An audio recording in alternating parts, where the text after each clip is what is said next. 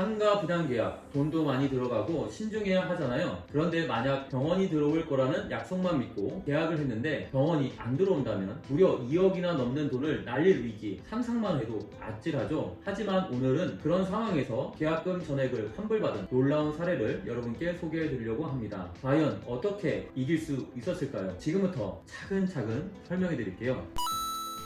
오늘 소개할 사건은 상가 수분양자가 약 2억 898만원을 지불하고 상가 분양 계약을 체결한 것에서 시작합니다. 피고는 병원이 상가에 입점할 거라고 확실히 약속하며 계약을 유도했어요. 그리고 만약 병원이 들어서지 않으면 계약을 해지하고 분양대금을 환불해주겠다는 확약서까지 작성했습니다. 하지만 현실은 병원 입점은커녕 계약서에 명시된 월세도 지급되지 않았죠. 결국 원고는 피고와의 계약을 해지할 수밖에 없었습니다. 그렇다면 법원은 이 사건을 어떻게 판단했을까요? 이 사건의 가장 중요한 쟁점은 계약의 목적이 달성되지 않았는가입니다. 상가 계약의 목적은 단순히 건물을 소유하는 것이 아니라 병원 입점을 통해 수익을 창출하는 것이었죠. 하지만 병원이 입점하지도 않았고 월세도 지급되지 않은 상황에서 원고는 계약 해제를 요청할 수밖에 없었습니다. 여기서 중요한 건 피고가 병원 입점을 보장하는 확약서를 작성했다는 점이에요. 법원은 이 확약서를 근거로 원고의 계약 해제를 인정했습니다. 이 약속이 있었기에 원고는 법적으로 자신의 권리를 지킬 수 있었던 겁니다. 법원은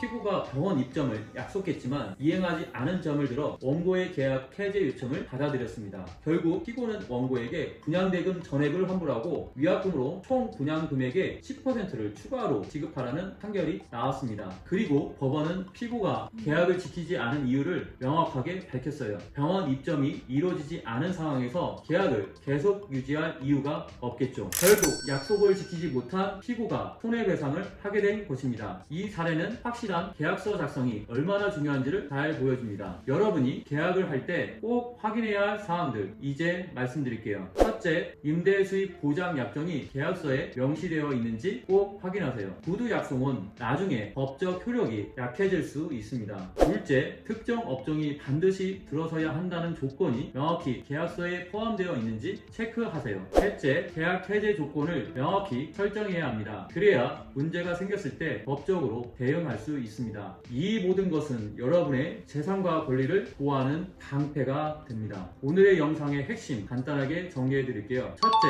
계약서는 법적 효력이 있는 약속입니다. 둘째, 구두 약속이나 별도 문서는 법적 효력이 약해질 수 있으니 반드시 계약서에 포함하세요. 셋째, 계약 해제 조건이 명확하게 설정된 계약서를 만들어야 불리한 상황에서 여러분의 권리를 지킬 수 있습니다. 이 세 가지 꼭 기억하세요. 오늘 영상이 유익하셨나요? 철저히 계약서를 검토하는 것이 얼마나 중요한지 이제 확실히 아셨을 거라 생각합니다. 중요한 계약을 앞두고 있다면 전문가의 도움을 받는 것이 무엇보다 중요합니다.